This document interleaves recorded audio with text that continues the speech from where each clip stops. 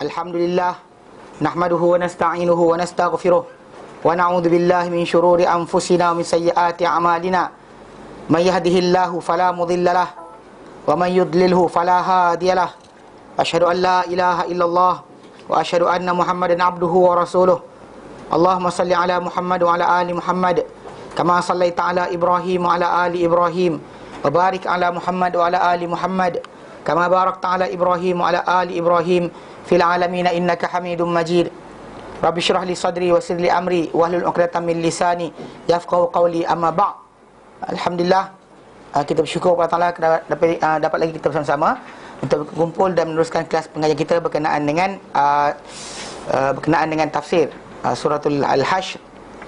Yang saya itu kita ambil 1-4. Kelas pertama itu kita ambil berkenaan dengan sejarah surah ini, dan kemudian kita ambil berkenaan tafsir dia. Dan itu dalam ayat yang kita bincangkan, kita habis lagi, kita baru sampai yang keempat, yang mana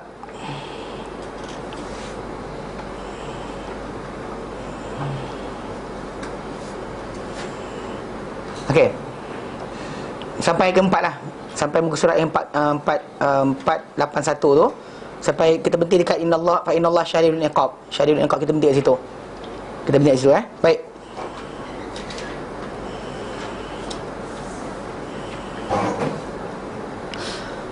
A'udzu billahi minasyaitonir rajim. Ma qata'tum min linatin aw taraktumuha qa'imatan ala usuliha fa bi idznillah wal yukhziyal fasiqin.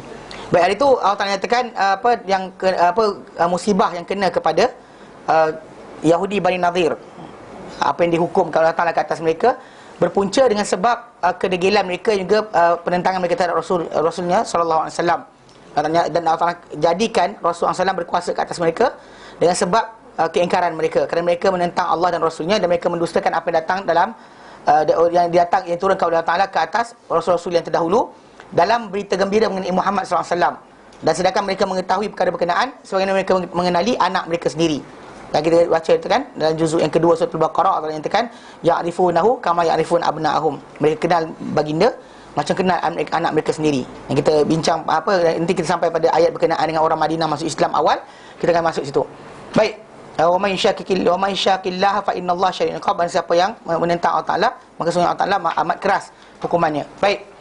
Wa qauluhu ta'ala, dan firman-Nya Ta'ala lepas tu, ma qata'tum min linatin aw taraktumuha. Apa-apa yang kamu potong, min linatin, daripada tamar sebenarnya. Jadi nanti kita baca tafsiran dia. Aw taraktumuha, atau kamu biarkan ia qa'imatan ala usuliha, tertegak di atas pangkal dia, batang dia. Fa biidznillah, maka apa yang kamu buat tu adalah biidznillah, dengan izin Allah Taala. Waliyukhziyal fasiqin, untuk apa? Menghampakan golongan yang fasik.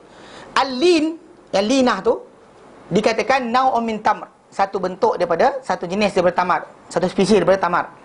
Wa huwa jayyid, dan inilah tamar yang elok. Qala Abu Ubaidah, berkata Ubaidah, wa huwa ma khalafa al-ajwah wal barni min at-tamr, dan dia adalah bertentangan dengan ajwah dan juga al-barni daripada tamar. Tamar ni banyak kan, dia ada yang coklat panjang, ada yang hitam ketot, kan dia macam cekala. Kalau dia kata kita rajin pergi, dia kalau orang pergi umrah ni banyak kena biasa. Pergi apa? Pergi kebun tamar.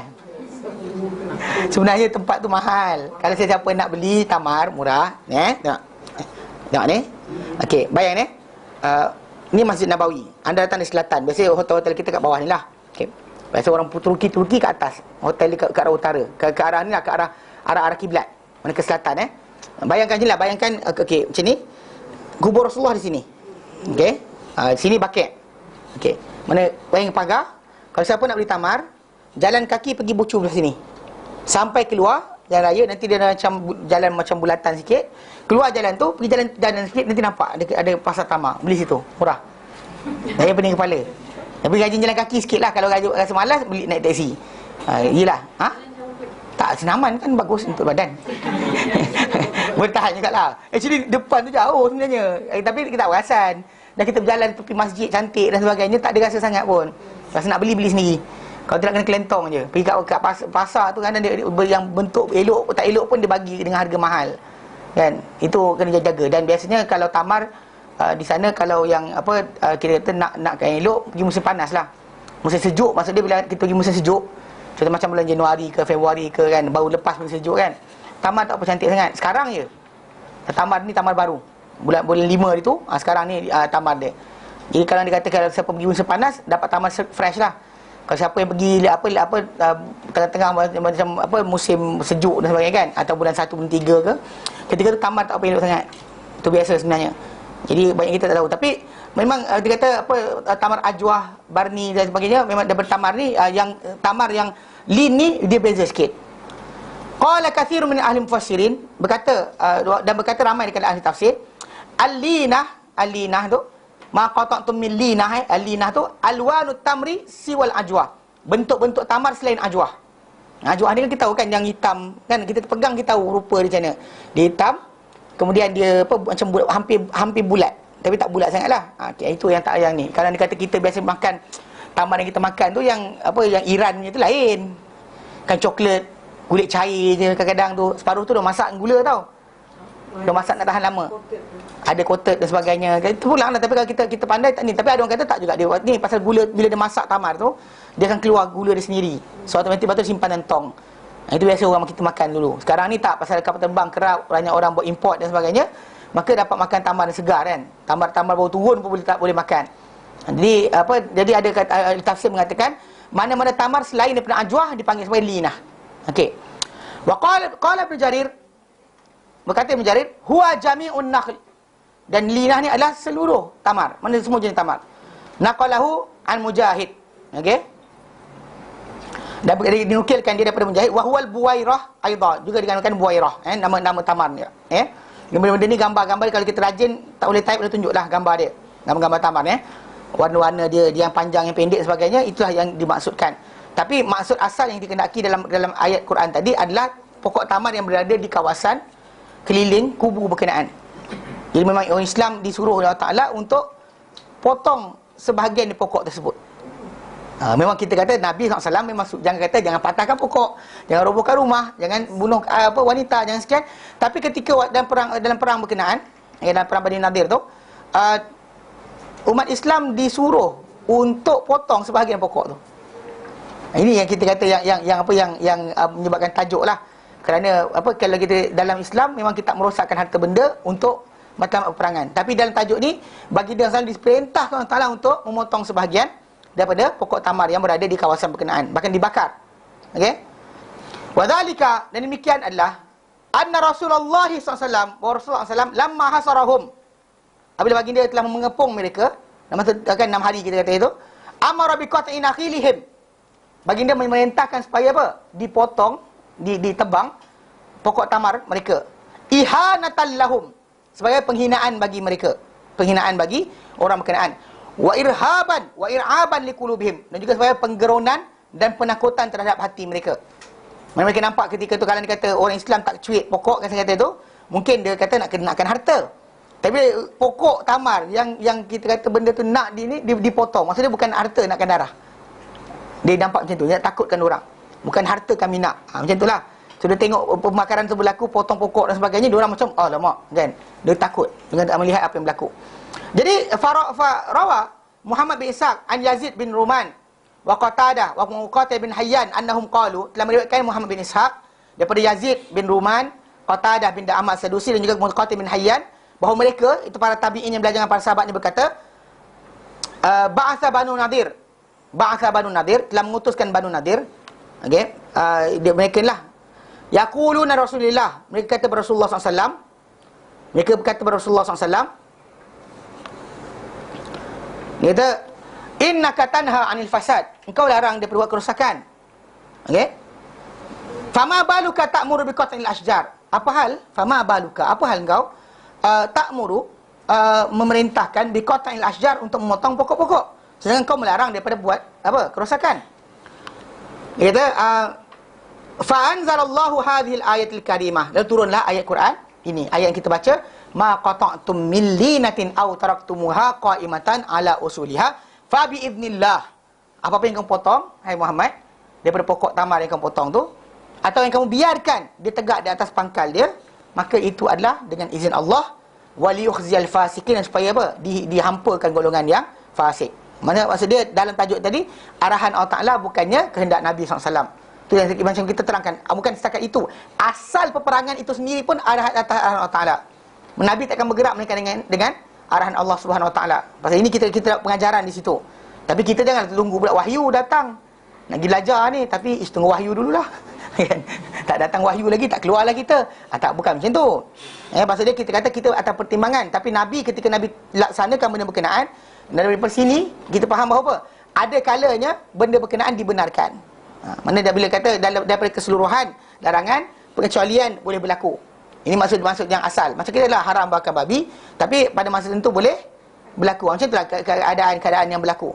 So haram jadi halal, halal jadi haram dalam konteks yang dibenarkan. Bukan semua konteks. Jangan apply semua benda lah. Macam ada zina, haram, tapi ada kawan dia halal. Tak ada. Tak ada. Pusing mana pun tak ada. Ini haram jadi macam babi ke ustaz? Tak boleh. So konteks benda macam ni macam pengharaman untuk membuat kerosakan memang taklah nyatakan. Tapi bila di sini perbuatan memotong pokok tadi memang atas arahan dengan izin Allah Subhanahu Wa Taala. Fa bi idznillah wa yukhzil fasikin. Maka turun ayat berkenaan. Ai ma qata'tum, itu apa yang kamu potong, wa ma taraktum minal ashjar, apa kamu biarkan berpokok-pokok berkenaan, fal jami', maka kesemuanya bi idznillah, dengan izin Allah, wa masyiatihi, dan kehendaknya, wa qudratihi, dan kekudratnya, wa ridahu, dan redha Allah Taala. Pasal Nabi takkan buat melainkan dengan redha Allah Taala. Wa fihi nikayatun al-adu, dan dia tu ada penghinaan, ada ujian ataupun tekanan kepada musuh. Wa khizyun lahum, dan perhampaan bagi mereka. Wa irghaman li unufihim, dan juga apa nak kenakan mereka balas di depan mata mereka sendiri. So mereka tak dapat nak apa, rasa rugi, rasa hampa. Okey? Irghamul anf, maksud dia ialah raghima anfuhu, macam nak dikatakan dalam apa? Dalam hadis Nabi kata rugi, rugi. Raghima anfuhu, rugi. Nak merugikan orang. Mereka nampak benda tu mereka rasa rugi terus. Tak ada hak. Kalau dia kata ditebang keliling pokok tu, maka tak ada benda dia boleh makan. Kalau dia kata kacau pokok berkenaan, dia rasa makanan ada lagi. Kalau dia tebang semua sekali pokok di keliling tu, tebang sikit baru tak tebang habis. Tapi tebang sebahagian, maka dia nampak saja terus. Diorang kata kalau macam tu tinggal dalam bangunan pun, dalam kubu pun, lama-lama makanan akan habis. Nanti kena juga menyerah. Maka diorang terus hilang apa? Semangat untuk tunggu. Jika tidak, mereka akan nampak taman masih lagi, bekalan makanan masih banyak lagi. Bertahan. Jangan dia kata dia tengok dah kena potong, tak gunalah, baik berhenti. Ini kadang-kadang benda yang diberikan. Ni apa yang telah arahkan Nabi SAW buat, dan benda itu berjaya. Dan memang Allah Ta'ala jadikan penyebab tambahan kepada mereka akan menyerah. Ini Allah Ta'ala berikan asbab untuk mereka tambah menyerah. Di samping Allah Ta'ala datangkan hati mereka ni ketakutan, disuruh umat Islam pula tebang pokok sebahagian. Dalam mereka takut, nampak pula keadaan berkenaan, maka lagi cepat mereka menyerah. 6 hari saja mereka telah menyerah. Mengikut yang kita baca itu 6 hari saja mereka telah menyerah. Mereka ikutkan logik akal, takkan menyerah. Dengan semua kubu yang besar, takkan mereka menyerah. Okey. Wa qala Mujahid, berkata Mujahid, naha ba'dul muhajirin ba'dan an qat'in nakhli, telah melarang sebahagian muhajirin sebahagian orang yang lain. Mana bila datang arahan suruh potong, sebahagian muhajirin kata, jangan potonglah, dia kata, an qat'in nakhli. Wa qalu, dan mereka berkata, innama hiya maghanimal muslimin, ia adalah harta rampasan untuk umat Islam. Kenapa tebang? Kan jangan tebanglah. Kalau tebang nanti kan rugilah kita. Nak tunggu pokok tu tumbuh besar, nak berbuah, bukan masa pendek. Pokok pelam 6 tahun. Kan? Pokok durian 20 tahun. Yang kita tebang nak tunggu tumbuh balik tu lama tu. Kan? Maksud dia kalau dia pokok tamar berapa tahun. So diorang jadi macam ni, agak macam kelapa sawit. Kelapa sawit berapa tahun? 5. Sekarang 3,5. Oi, cepat juga. 3,5 pakai baja. Tapi tamar macam tu. Jadi mereka ada yang separuh dia kata ia hanyalah harta rampasan bagi umat Islam. Maka fanazala Quran bitasdiqi bitasdiqi man naha an qatihi. Maka datanglah Al-Quran membenarkan sesiapa yang melarang daripada pemotongan pokok berkenaan. Sebab apa? Sebab potong lepas tu datang Quran membenarkan. Maksud dia betul. Tinggalkan separuh, potong separuh. Yang tinggalkan untuk rampasan perang, yang potong tu atas arahan Allah Taala. Wa tahlili min qat'ihi man qata'ahu min al-ithmi, dan juga menghalalkan, melepaskan sesiapa yang memotongnya daripada apa? Dosa. So yang potong tak berdosa, yang larang pun betul. Wa inna ma qata'ahu wa tarakahu bi ithnihi, dan sungguhnya mereka hanyalah potong pokok berkenaan, tebang, dan juga biarkan pokok berkenaan dengan izin Allah Subhanahu wa taala. Wa rawa Imam Ahmad an Nafi', lawan Imam Ahmad ibn Nafi', an Ibnu Umar, daripada Ibnu Umar, anna Rasulullah SAW qata'a nakhla Bani Nadir wa harraqa. Dan bahawa Ibnu Umar kata bahawa Rasulullah SAW telah memotong, menebang tamar Bani Nadir dan baginda telah membakarnya. Akhrajahu sahiba as-sahih binahwihi. Kita keluarkan hadis ni dua pemilik kitab sahih itu Bukhari Muslim dengan bentuk yang sama. Maksud dia lafaz dia datang bahawa Nabi SAW bukan setakat potong tapi dia bakar sekali yang mana dia telah dipotong. Okey. Wa lafzul Bukhari an Ibnu Umar, lafaz Bukhari Ibnu Umar qala berkata Bukhari berkata Ibnu Umar berkata haraban nadiru wa quraizatu. Maka telah berperang melawan Bani Nadir dan juga Bani Quraizah. Fa ajla Bani Nadir, maka telah diusir Bani Nadir.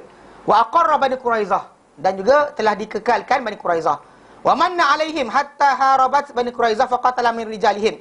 Dan diberikan penguliaan ke atas Bani Quraizah, kekalkan mereka sehinggalah diperangi Bani Quraizah selepas tu, lalu dibunuh di kalangan laki-laki mereka dan juga dijadikan tawanan perang kepada dan diagih-agihkan wanita-wanita mereka dan juga anak-anak lelaki mereka dan harta mereka di antara umat Islam.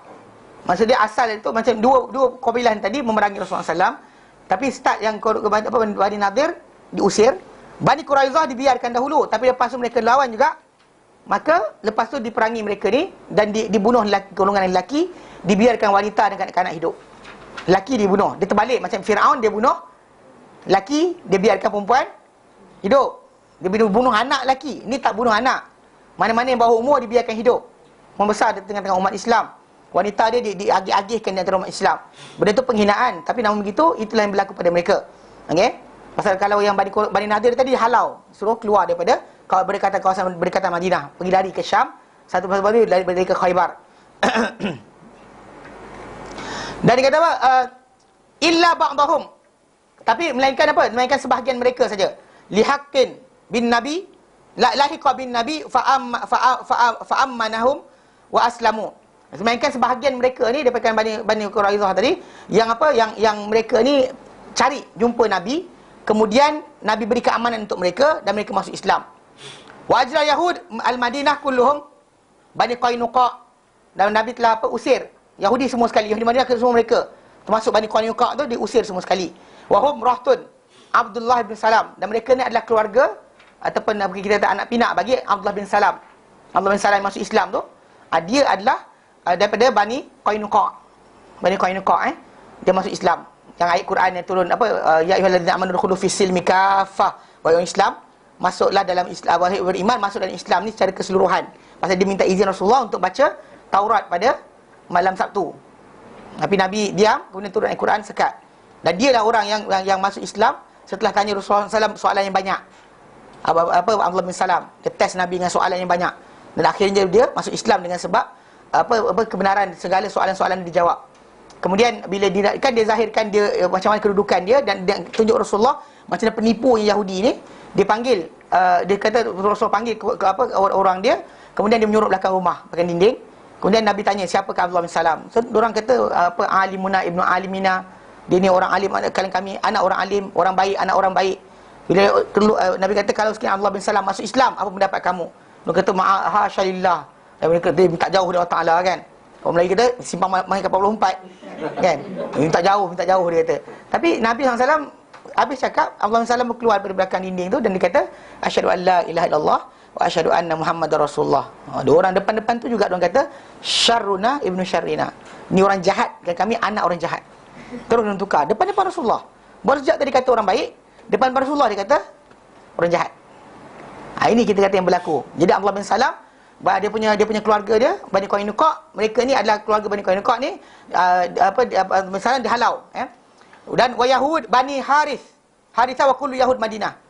Jadi Yahudi Bani Harithah dan semua sekali Yahudi di Madinah, semua sekali diusir. Tapi yang kena pada pembunuhan ke atas mereka adalah Yahudi Bani Quraizah. Yang mereka ni pun ketika perang Ahzab, yang kan tentera musuh datang bawah, diorang datang daripada atas nak serang. Ketika itu lepas lari saja orang-orang tentera Ahzab, maka Nabi pun beralih kepada mereka. Dan keputusan dia adalah mereka dibunuh dengan lelaki, dibiarkan perempuan dengan anak-anak hidup. Itu yang asas yang kita kena faham. Wa qul lahu bi Madinah walahuma an Ibnu Umar, dan juga ada hadis daripada Bukhari Muslim daripada Ibnu Umar, anna Rasulullah SAW harraqa nakhla Bani Nadir wa qatta'a. Okey. Nabi Rasulullah SAW telah membakar tamar Bani Nadir dan juga bagi dia telah memotong wahyal buwairah, itu tamar yang buwairah tadi. Fa anzalallahu azza wa jalla, lalu Allah Taala turunkan ayat, ma qata'tum min linatin aw taraktumuha, apa-apa kamu potong daripada atau tebang daripada pokok tamar tadi, aw taraktumuha, atau kamu biarkan ia qa'imatan ala usuliha, tegak di atas pangkalnya, fa bi idznillah, maka dengan izin Allah Taala, wal yukhzil fasikin, untuk menghampakan orang-orang yang fasik. Qala Ibnu Ishaq, kata Ibnu Ishaq, kana waqatu Bani Nadir ba'da waqati Uhud wa ba'da Bi'r Ma'unah. Dia kata adalah peristiwa Bani Nadir ni berlaku setelah peristiwa Uhud dan juga setelah peristiwa Bi'r Ma'unah, yang 70 orang sahabat Nabi SAW penghafal Al-Quran dibunuh. Penghafal Al-Quran dibunuh, yang dihantar dibunuh, dan dapat lari seorang tu kan. Jadi dapat jalan dibunuh, yang kisah kita ceritakan itu. Macam ni dia berlakunya mereka pembunuhan berlaku, lalu orang yang dibunuh tadi rupanya tak terlibat. Tapi mereka ni berkawan, kabilah dia berkawan dengan dengan kabilah Bani Nadir. Yang bila Nabi SAW pergi minta mereka untuk tunai atau selesaikan masalah diat, tapi mereka cuba bunuh Rasulullah SAW ketika sampai ke tempat mereka. So itu kisah yang panjang lah. Tapi Uhud adalah Uhud dan juga Bi'r Ma'unah tu adalah di antara kisah awal sebelum daripada itu. Okay.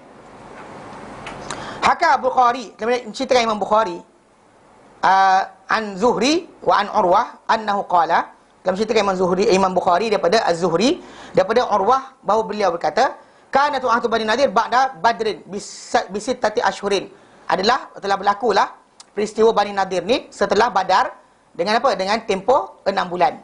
Ini pendapat yang satu lagi. Kalau ikut pendapat pertama tadi, dia lepas perang Uhud, maksud dia lepas tahun keempat. Pasal Uhud berlaku tahun keempat. Kalau dia kata yang pendapat kedua ni yang Imam Bukhari riwayatkan daripada Zuhri dan Urwah, bahawa dia kata berlaku pada selepas 6 bulan selepas perang Badar. Maksudnya perang tahun kedua. Kan Badar berlaku tahun kedua Hijrah. Tambah 6 bulan je lagi. So dia dua pendapat kat situ. Dua pendapat. Tapi pendapat yang kedua tu lebih kena dengan tajuk, kerana apa? Kerana mereka ni awal sikit. Antara yang awal kena. Pasal Bani Quraizah lepas tu. Pasal Bani Quraizah berlaku dalam perang Uhud. Lepas perang Uhud, Quraizah punya peristiwa. Macam mereka tadi yang cuba nak perang Rasulullah, tentera datang dari bawah, dari Mekah, diorang daripada atas, daripada utara. So yang kisah tu kisah perang Uhud. So Bani Nadir ni kisah yang awal lagi. Itu pendapat yang ikut pendapat daripada Imam Bukhari. Jelas Okey, baik. Sambung. A'udzu billahi minasy syaithanir rajim. Wa ma afa Allahu ala rasulihi minhum fama awjaftum alaihi min khailin wala rikabin walakinna Allah yusallitu rusulahu ala man yasha wallahu ala kulli syai'in qadir. Ma afa Allahu ala rasulihi min ahlil qura falillahi walir rasuli wal dzil qurba wal yatama wal masakin wa ibnis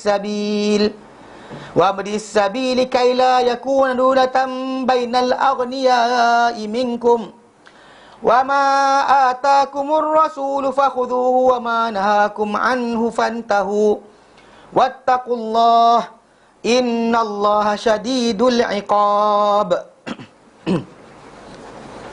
Yaqulu ta'ala, menjelaskan Allah Ta'ala, mubayyinan mal fai'u, menjelaskan apakah itu fai'.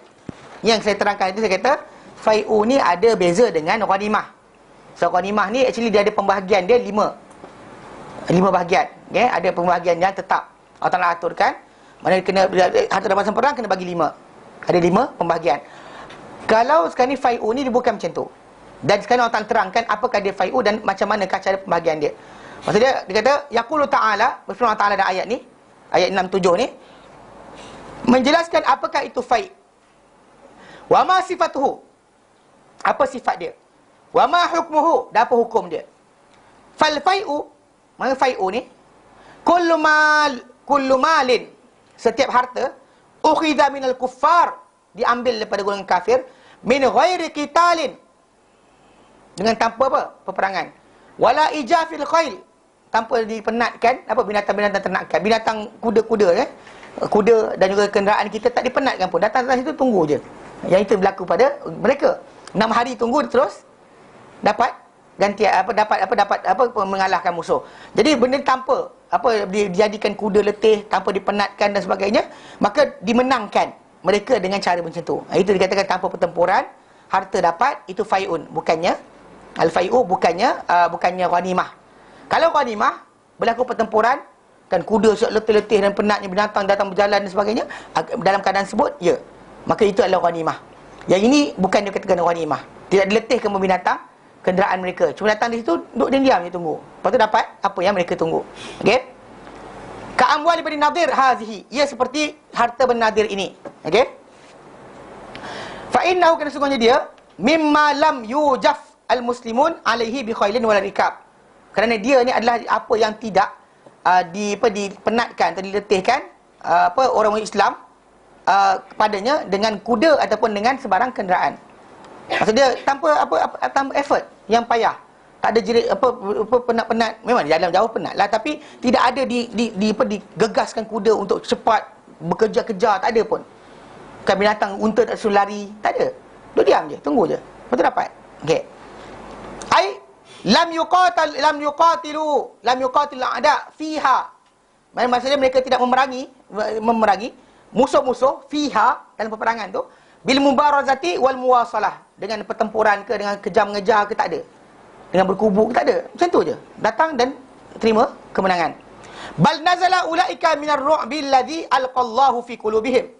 Bahkan turun telah menyerah ulaika, golongan itu, golongan berkenaan, minar ru'bi, dari kerana ketakutan, alladhi alqallahu fi qulubihim, yang Allah Ta'ala lemparkanlah hati mereka, min haibati Rasulillah, dengan kegerunan kepada Rasulullah SAW. Dengan Rasulullah orang paling lembut, tapi mereka melihat Rasulullah ni menakutkan mereka. Okey.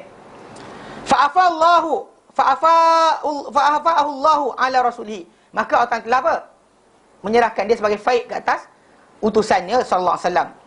Walihada, dan kerana ini, tasarrafa fihi kama syaa, baginda telah memperlakukan pada harta berkenaan macam mana saja baginda nak, as he like.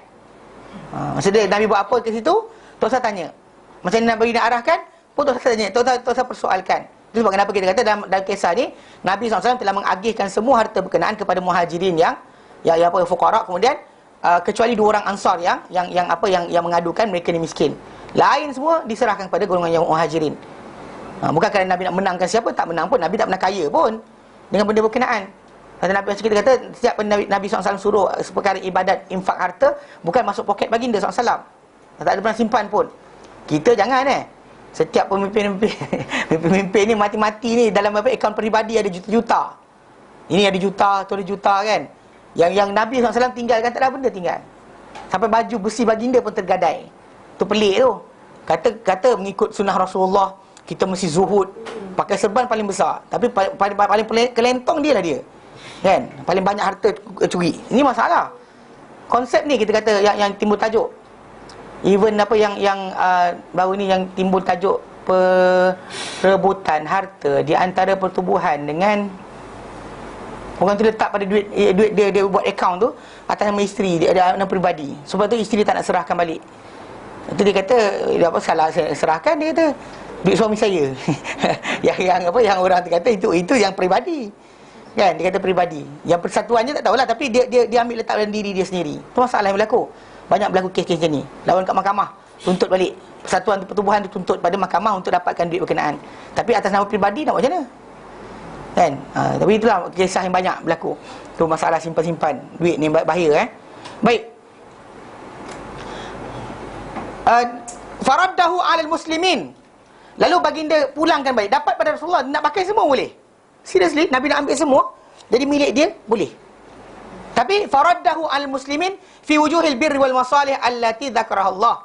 Tapi Nabi mengagih-agihkan dia pada bentuk-bentuk kebaikan dan maslahah yang disebut oleh Allah Taala, Allah Azza wa Jalla, fi hadhil ayah, dalam ayat berkenaan. Jadi maksud dia dalam keadaan sebut tidak timbul tajuk tidak tajuk berkenaan dengan Nabi SAW simpan harta berkenaan. Dan bila pemberian pada orang muhajirin pun bukanlah maksudnya Nabi SAW nakkan pengaruh pada mereka, tak ada. Bahkan itu untuk meringankan bebanan orang-orang Ansar yang tolong jaga orang muhajirin yang pindah. Faham tak? Jika tidak nanti orang Ansar kena tanggung banyak kan, dah sebulan, dah setahun dan sebagainya kan. Kalau yang boleh bergerak macam Abdurrahman bin Auf, okeylah. Kan disaudarakan dengan seorang yang kaya, dia tak ambil sikit pun harta orang tu. Dia minta minta terus tunjukkan pasar, dia pergi sendiri. Tapi kalau dia kata, kalau kita lihat, kalau yang lain yang mungkin tak mempunyai kelapangan harta yang banyak okey. Tidaklah kita kata kat situ kalau dia kata makin lama dia duduk dengan keluarga Ansar tadi tanpa harta, dan masalah. So Nabi SAW berikan harta supaya meringankan perkara tersebut. Dan bahkan kita kata orang muhajirin memang dia kata memang dia setia dengan perkara berkenaan itu. Sebab kenapa orang Ansar pula Allah Ta'ala puji mereka lepas ni nanti. Dalam ayat ke-9 nanti kita akan baca macam mana Allah Ta'ala puji muhajirin, puji Ansar, dan puji orang datang lepas mereka. Okey. Jadi dia kata apa? Jadi dalam ayat ni Allah Ta'ala kata wa ma afa Allahu ala rasulihi minhum. Dan apa-apa yang Allah Ta'ala fai'u serahkan kepada rasulnya daripada golongan Bani Nadir tadi, ai min Bani Nadir, fama ajaftum, dan kamu tidak pun pecut, lajukan, letihkan ketika nak dapatkan benda berkenaan sebarang kuda min khailin wala rikab, sebarang unta pun tak pernah kamu gunakan untuk pecut, kejar musuh dan sebagainya, tak ada pun. Yakni ibil, ar-rikab tu maksudnya ibil. Walakin Allah, tapi Allah lah yusallitu rusulahu ala man yasha, menguasakan, memenangkan rasulnya ke atas siapa-siapa yang dia nak. So kemenangan pada waktu berkenaan adalah daripada Allah Ta'ala semata-mata, bukannya di atas sebab seorang ni kejar, seorang naik kuda, seorang yang takutkan, tak ada sergah, tak ada benda pun. Maksudnya unta mereka tak letih, kuda mereka tak penat pun. Jadi dapat kemenangan. So benda tadi dimenangkan adalah Allah Ta'ala yang kuasakan rasulnya ke atas golongan berkenaan. Ya.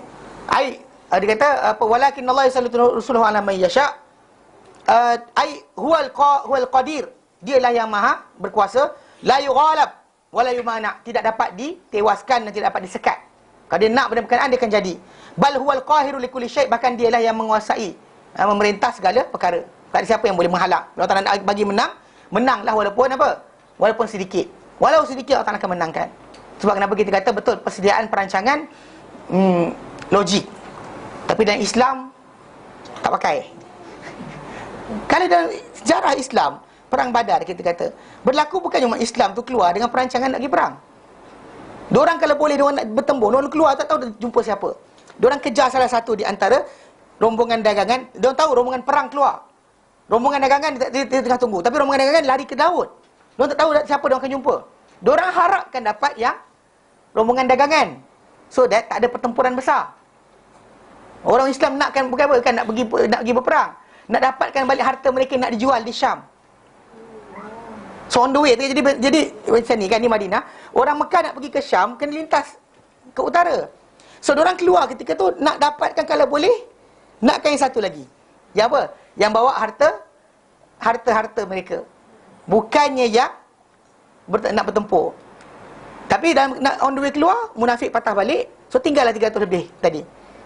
Dapat berita sampai, dagangan dah lepas, tinggal apa? Yang nak perang. Itu masalah dia. Dia bukan perancangan untuk pergi perang. Dia tak nak pergi perang pun, tapi kelakar bila orang kata macam tanpa strategi. Betul, ayat kita bagus kan? Ayat tu bagus. Kemenangan kebenaran tanpa sistem akan ditewaskan oleh kebatilan dengan sistem. Kebenaran tanpa sistem akan dikalahkan oleh kebatilan dengan sistem. Dikatakan balik pada Ali bin Abi Talib kata-kata berkenaan. Tapi kita lihat dalam sejarah umat Islam, tak pernah tentera Islam ramai. Nak kata diorang senjata paling canggih? Tak. Pasal pakai buah fikiran, Nabi ambil random je. Pasal asbab kemenangan sebenar Allah. Yang kita ambil tadi tu, yang kita cakap ni, kita usahakan ni, ini usaha kita, effort kita. Kemenangan sebenar Allah Ta'ala yang bagi. Keluar ramai, kamu musuh tak nak keluar. Nak cakap macam mana? Keluar sikit, dan seorang je datang, musuh keluar, pun boleh juga. Sebab kenapa dalam kisah tadi 6 hari pusing kepungan dia, Allah Ta'ala nak zahirkan kekuasaan dia. Bagaimana tanpa umat Islam angkat senjata pun Allah Ta'ala boleh menangkan. Itu hak dia yang mutlak. Sebab kenapa dalam tajuk ni Allah Ta'ala jadikan sejarah dan kekalkan dalam Quran, kita baca. Yang bezakan di antara perang dengan senjata tempur dan sampai mati. Ada mati, ada sekian kuda dilaju-laju kejar-kejar. Perang tapi tak ada pertempuran berlaku, keluar-keluar relax je. Macam mentih lagi. Tapi orang tak ada teh lagi. Dia lepak kan. Tapi musuh menyerah. Penyerahan berlaku. Tadi bukan sebab apa? Allah Ta'ala jadikan. Tu Allah Ta'ala kata apa? Wa ma afa Allah, dan apa-apa yang Allah Ta'ala berjadikan faid, harta rampasan ke atas Rasulnya daripada orang-orang tadi, orang daripada mereka, daripada Bani Nadir tadi. Fama ajaftum, kamu tak pernah pecutkan pun. Okey, alaihi untuknya min khailin, sebarang kuda, wala rikab, dan tidak juga sebarang unta. Kamu tak pecut pun. Maka walakin Allah, tapi sebenarnya Allah Ta'ala lah yusallitu rusulahu ala man yasha, dia kuasakan utusan-utusannya kepada siapa yang dia nak. Nak kalahkan, Allah Ta'ala akan jadikan kalah. Okey. Wallahu ala kulli syai'in qadir. Allah Ta'ala ada satu maha berkuasa. Itu kena faham. Pada sini Allah Ta'ala nak zahirkan mukjizat dia. Dan dengan sebab itu siapa-siapa yang bergerak untuk agama Allah Ta'ala, dia kena faham bahawa apa tindakan dia buat itu cuma asbab. Contoh macam logiknya, kalau kita nak makan kan, nak masak nasi, kena ada api. Api itu asbab. Mesti ada penyebab je untuk boleh masakkan nasi. Air, kena ada air, kena ada beras. Jangan ambil air, rebus, tunggu nasi masak. Beras tak ada, letak air dan ni je. Lepas tu macam mana tu Haji, mana makan? Tak masak lagi. Masak apa? Kan? Kalau masak beras, kena ada beras ni lah. Mana asbab. Tapi kadang-kadang kita kata ambil penyebab, tapi kenyang ke tidak belum tentu lagi. Maka kadang-kadang kita pakai tiba-tiba, kalau pakai elektrik, pak, elektrik padam. Lepas tu gas habis. Letak dah beras tu, tak boleh masak. Tak boleh masak lah. Itu kita effort dah buat. Tapi nak sampai ke tidak pada mulut kita, kita tak tahu. Kita cuma ambil effort je, buat benda berkenaan. Tapi sampai tak benda tu dalam mulut kita, kenyangkah kita makan, belum tentu lagi. Ibu dah masak-masak, cicak terkejun. Alamak cicak, sanggup makan? Tak sanggup dah. Itu masalah dia. Hangit, hangus, hangus terus. Kita duduk tertidur. Asbab kita ambil. Itu sebab kenapa kita kena faham bahawa asbab ini hanya persentage kecil. Yang menjayakan sebenar adalah Allah Ta'ala. Ni dalam ayat ni, kita kata gambaran sebenar. Kita buat perancangan-perancangan tu, sebenarnya perancangan itu hanyalah apa? Asbab saja. Kenapa kita buat ni? Asbab. Kalau nak menang, Allah Ta'ala bagi menang. Bukannya sebab kita punya perancangan bagus. There's no such thing. Tahu tak? Pasal kita jangan lupa, kita ada qadar. Kita ketetapan, ketentuan. Yang kadang-kadang orang lupa bab ni. Dia sibuk perancangan, lepas tu dia buat postmortem. Kenapa gagal? Cakaplah kenapa Allah tak bagi. Apa masalah dia pula? Kenapa gagal? Sebab Allah tak bagi. Habis kita. Kenapa gagal? Sebab Allah tak bagi. Tapi tak cakap yang tu. Oh, ini macam menyerah nasib dan takdir. Memanglah, buat kerja tak soalan. Buat kerja dah. Letih. Penat. Tak tidur malam. Tapi tak menang. Maksudnya tak dapat, Allah tak bagi lah, tu je lah.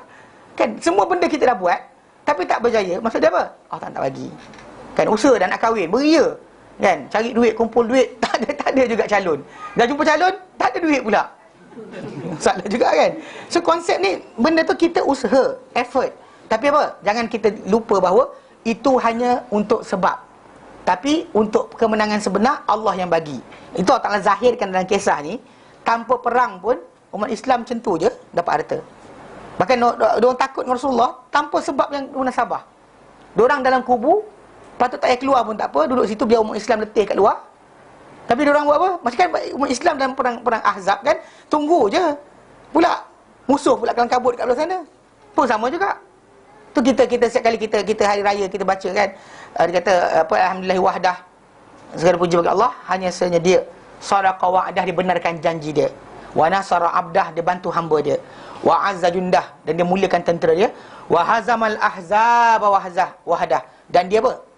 Tewaskan tentera Ahzab, tentera yang ramai tu wahdah, secara berseorangan je. Tak payah umat Islam keluar. Dia diam je, tunggu sebelah sini.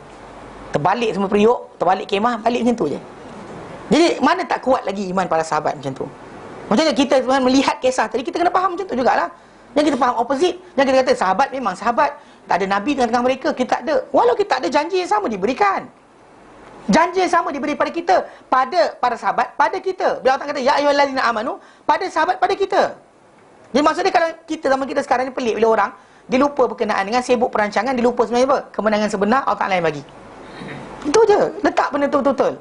Dia sibuk buat macam-macam perancangan, tapi lupa sebenarnya yang betul bagi adalah Allah Ta'ala. Pemberi rezeki adalah Allah Ta'ala. Razzaq wallah, bukannya kita. Kita cuma penyalur saja. Mungkin orang yang tolong kita, orang yang menyalurkan bantuan tadi, bukannya dia pemberi rezeki yang sebenar. Kalau yang memberi rezeki sebenar adalah Allah Ta'ala. Nak jadikan orang nak berderma, Allah Ta'ala. Nak jadikan sampai tak pancit kereta, Allah Ta'ala. Yang nak jadikan tak ada aksiden berlaku, sampai barang tadi, Allah Ta'ala. Kita tak boleh jangka kan. Perjangkaan kita adalah berlainan. Tapi Allah Ta'ala yang atur segala-galanya. Ini ayat ini antara yang menjelaskan berkenaan dengan kekuasaan Allah Ta'ala yang sebenar-benarnya, bahawa dia yang berikan kemenangan, bukannya manusia tu yang buat sendiri. You cannot create victory by your hand sebenarnya. Tapi orang kita, dia salah faham. Buat kerja kena, tapi jangan kita kata kita. Sebab pasal kita buat kerja, tapi kerja kita adalah effort yang Allah Ta'ala akan bantu untuk tak sampaikan benda berkenaan. Masak nasi, tapi belum tentu boleh makan. Faham tu je kan? Faham macam tu je. Nak masak nasi, kena buat. Nak makan, masak. Tapi belum tentu boleh makan. Belum tentu boleh makan. Tak ada makan, jatuh tangga, kemudian kaki terseliur, masuk hospital. Tak ada makan. Masak dah. Sedap dah letak atas meja. Kaki terseliur. Atau jatuh motor. Kan? Tunggu nak makan, pergi kira kepala nak makan sekian, buat jatuh motor. Hilang semua selera makan. Seriously, betul. Benda ni kita kata, buatlah perancangan mana pun, tapi yang sebenar-benar merancang adalah Allah. Buat perancangan, buat kerja, ambil asbab, berdoa. Tapi kena percaya juga bahawa apa berlaku pun dia yang punya kehendak. Kalau dia benarkan berlaku, untuk uji kita. Dia tak benarkan berlaku, pun uji kita. Dia benarkan berlaku, kita sombong. Dia tak benarkan berlaku, kita hampa. Alah, hampa. Habislah aku. Bila cakap macam tu, dia habis. Nampak tak? Maksudnya dua-dua ujian. Jadi ujian, tak jadi pun ujian. Banyak orang salah faham. Dia kata kalau jadi tu, Allah tak redha. Salah. Kalau tak jadi tu, Allah tak redha. Salah. Kan? Kalau tak jadi pun betul, jadi pun betul. Semuanya adalah benar. Tu sebab kita ada attitude macam tu pada Allah Ta'ala. Jangan sekali kita dengan Allah Ta'ala ni ada attitude yang kita buruk sangka dengan dia. Kita kata macam, dia tak bagi aku sebab aku. Tak ada. Allah Ta'ala bagi pada benda, tak kira anda jahat ke baik. There's no karma in Islam. Tak ada macam, kenapa rezeki tak ada? Ni buat dosa lah ni. Yang orang tu tonggang arak, banyak duit, tak ada benda pun, elok je. Tak ada masalah kat situ.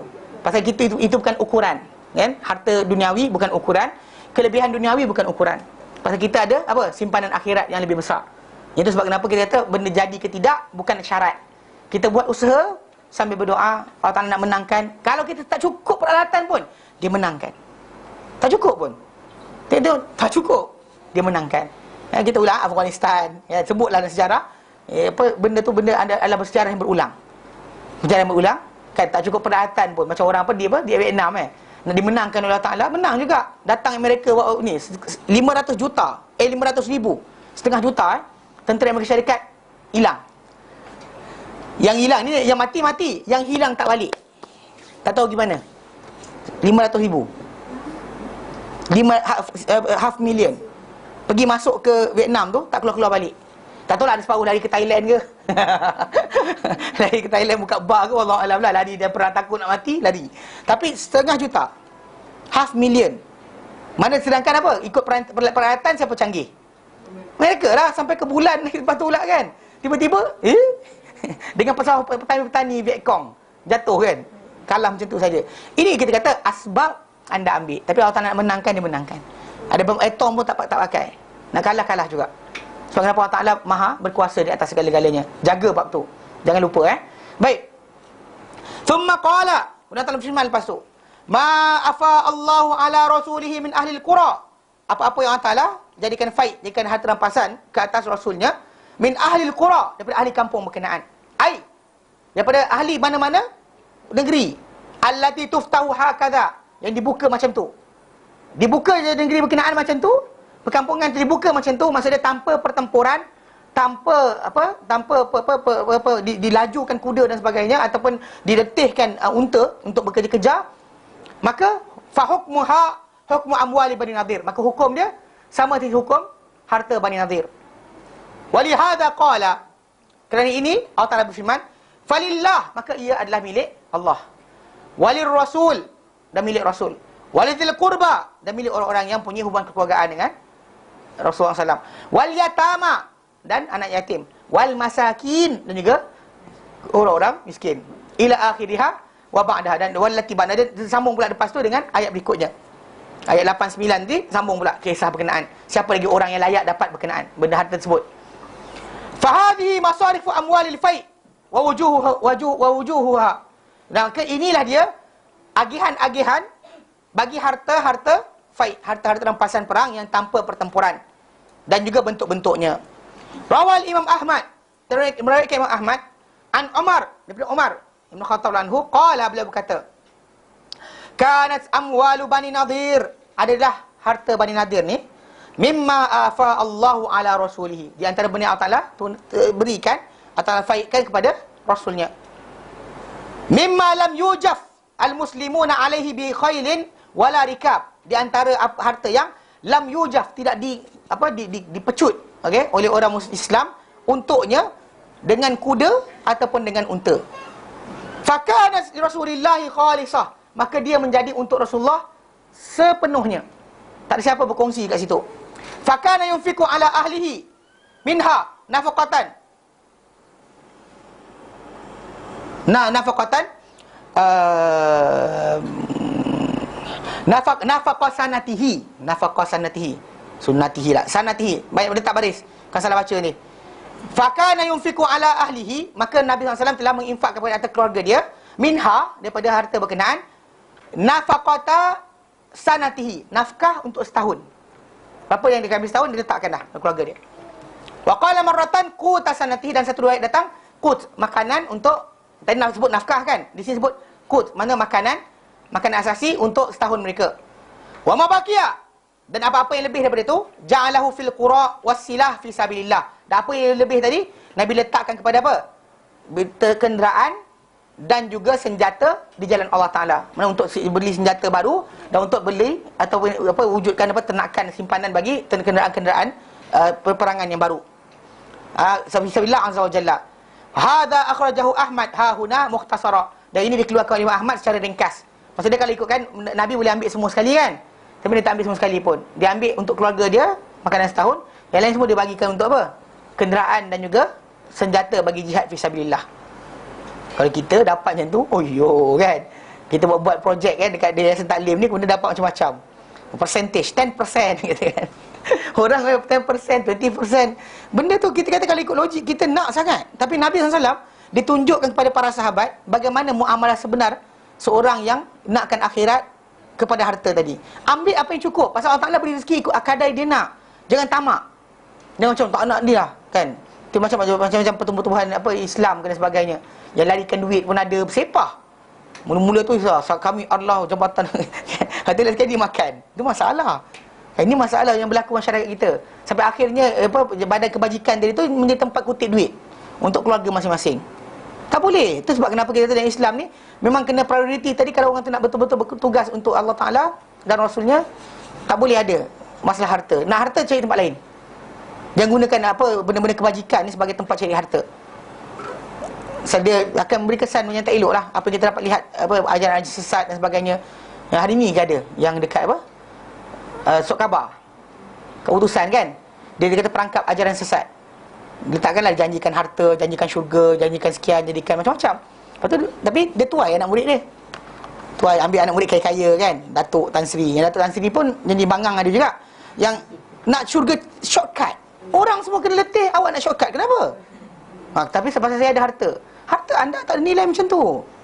Kan kalau ada harta bagi tok guru, kemudian akan terus syurga segera. Siapa aja? Kan dia tak nak letih penat, tak nak menangis kerana Allah Ta'ala, tak nak bangun malam kerana Allah Ta'ala, tapi nakkan syurga Allah Ta'ala. Apa pasal? Jadi dia ni pun janji kan, dia pun alhamdulillah dapat dah, dia kata. Ini masalah. Dan ini kita kata banyak berlaku dalam masyarakat kita. Pasal benda-benda macam ni lah kita kata yang rosak. Pasal duit kan. Tok Nabi SAW dapat semua sekali harta tadi. Umar kata apa? Nabi bagi, ambil untuk keluarga dia makanan setahun bagi keluarga dia saja. Tapi sebenarnya lah keluarga Nabi bukan sikit, ramai kan. Tapi bagi-bagi tadi cukup setahun, yang lain semua bagi untuk fisabilillah. Itu kebiasaan Nabi SAW buat. Yang kita ni kalau dapat la ilaha illallah kan, berapa persen, separuh kan, 5,000 je masuk dalam tabung persatuan, masuk 5,000. Yang lain semua dia makan kat dia. Ini masalah kita rosaknya. Sebab kenapa memang kita kata sebab macam kita kata syiar para anbiya, pada setiap kali mereka berdakwah pada kaum mereka, antara benda yang mereka lafazkan adalah la as'alukum alaihi ajra. La as'alu, aku tak minta, alaihi, aku tak minta kamu, alaihi, di atas apa aku sampaikan, ajra, sebarang upah. La as'alukum alaihi mala, aku tak minta di atas apa yang aku sampaikan sebarang apa? Sebarang harta. In ajriya illa ala Allah, hanyalah pahala aku atau balasan aku pada Allah Ta'ala. Ini syiar, ini adalah slogan para anbiya. Buka dalam Quran Karim, dalam surah Al-Hud disebut macam tu. Memang terang-terangan Allah Ta'ala ceritakan. Nuh kata, Hud kata, Soleh kata, semua kata benda yang sama. Kita kata ini syiar. Tapi bila orang tu berdakwah, tapi ini bukan syiar dia, memang dia kan sangkut. Memang cekik lah. Memang masalah. Jadi benda macam ni kena jaga. Memanglah orang kata, tapi ustaz orang nak hidup lagi juga dan sebagainya. Terpulang masing-masing lah. Terpulang. Kita tak paksa, tapi syiar dalam Al-Quran Karim macam tu. Syiar yang dibawa oleh para anbiya. Dan orang tu kata dia polis Nabi, dia boleh kumpul harta. Memang masalah. Ya, masalah. Cari nak kata tu, kalau paling mudah cik bini kaya. So jadi tak kacau bini harta orang tu. Cik bini kaya. Kalau tak bini sibuk kan, nanti orang bagi alasan kata apa? Ni nak kena dakwah ni macam mana, duit tak ada. Dia kata macam tu. Kalau bini kaya tak ada masalah kan. Saya cakap apa, bini kaya cakap macam tu kan. Dia tak perlu gantung dengan orang lain. Simple. Dia kata kalau tidak, masalah kan. Ya, masalah. So, jadi kes banyak dalam masyarakat kita ni, dia tak faham bab ni.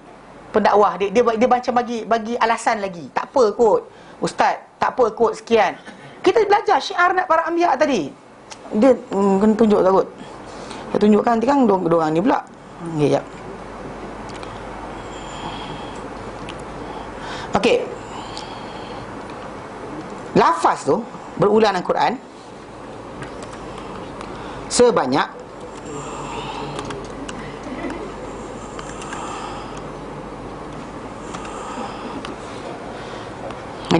dia berulang sebanyak 4 kali.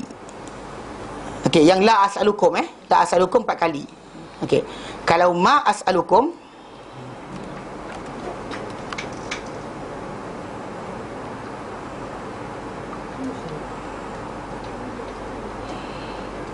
7 kali. 7 kali. Mana la as'alukum ma la ajra 3 kali. Yang kalau la as'alukum, yang ma as'alukum 7 kali. Yang 10 kali lah kita kata. Kalau kita lihat contoh dalam surah Furqan ke, contoh sini kan.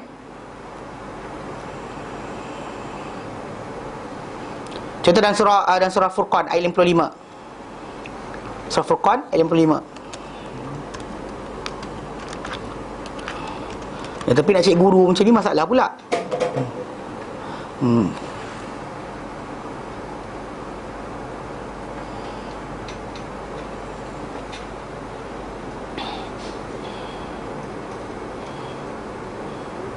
Sekarang ni saya baru tahu cerita. Yang kata meninggal. Apa nama? Al-Majzub. Yang kes duit tu kes dia lah. Kes dia. Mana keluarga dia tak nak bagi. 55 Al-Furqan. Cakap Majzub tu apa? Pun cek-cek balik dia kata Majzub ni orang yang dapat rasa feeling cinta Allah Ta'ala walaupun tak alim. Walaupun tak bijak, bukan tak bijak, tak pandai, tak tahu agama, tapi dapat rasa feeling dekat dengan Tuhan sampai jadi gila. Macam tu lebih kurang.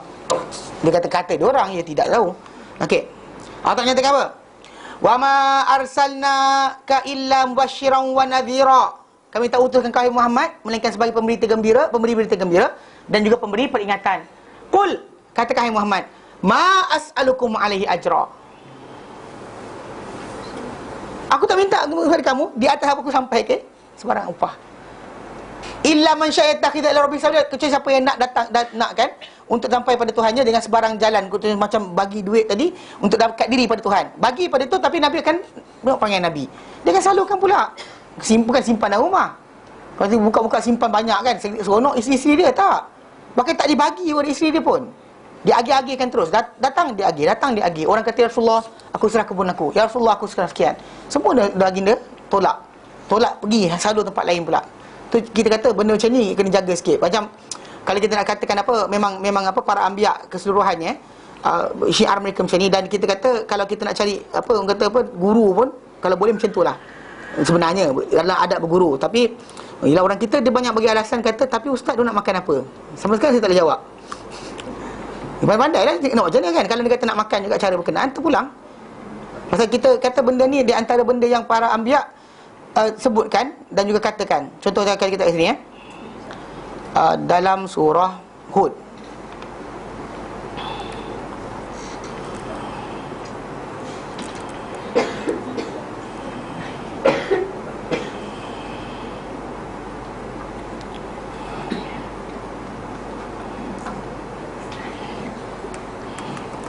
Antaranya ketika kata-kata daripada Nabi Nuh kaum Ad. Okey. Contoh dalam ayat 51 surah Hud, ayat yang kalau depan lagi adalah Nabi Saleh sebagainya. Ni kaum Ad. Kaum Ad itu Nabi Hud. Dia kata apa? Ya qaumila as'alukum alaihi ajra. Wahai kaumku, aku tak minta kamu di atasnya, itu agama yang aku bawa ni, sebarang upah. In ajriya illa 'alal ladzi fatrani. Tiada upahku kecuali ke atas Tuhan yang menciptakan aku. Afala ta'qilun, kamu tak fikir ke? Maksud dengan bagi beritahu macam tu dengan percuma pun kamu tak tolak juga. Minta bayar confirm marah. Bagi free pun masalah juga. Dia masalah lah. Dengan sebab itu kita kata yang kita kata Nabi SAW tunjukkan, macam Umar ceritakan, Nabi ambil bahagian khas untuk tu, yang lain semua Nabi serahkan. Tak ada simpan.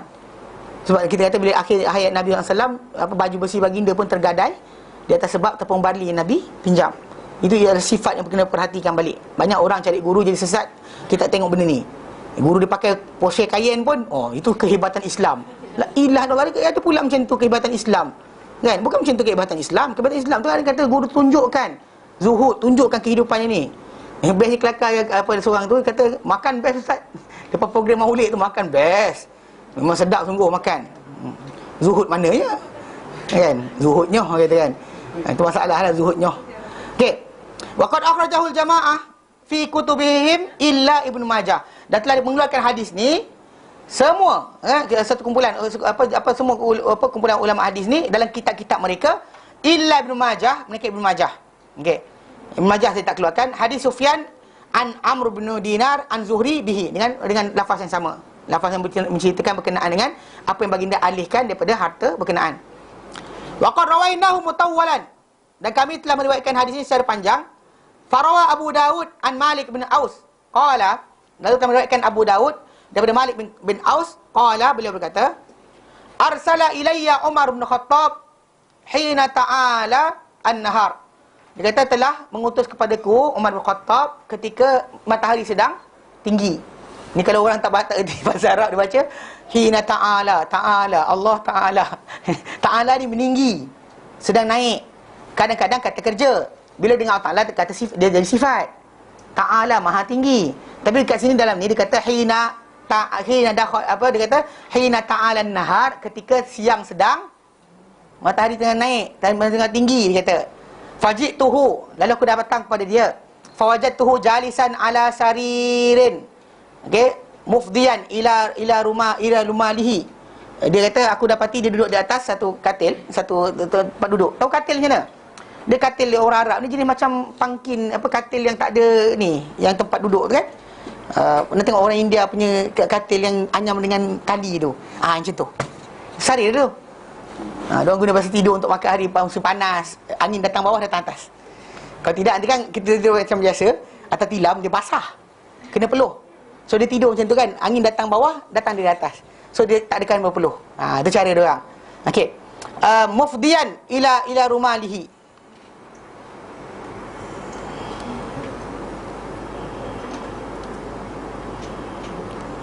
Dia kata mufdiyan ila rumalihi. Sekejap Ini masalah dia, tak baca dulu. Mufdiyan Abu Daud. Okey.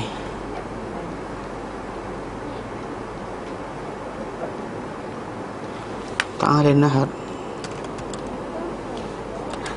Ya. Okey.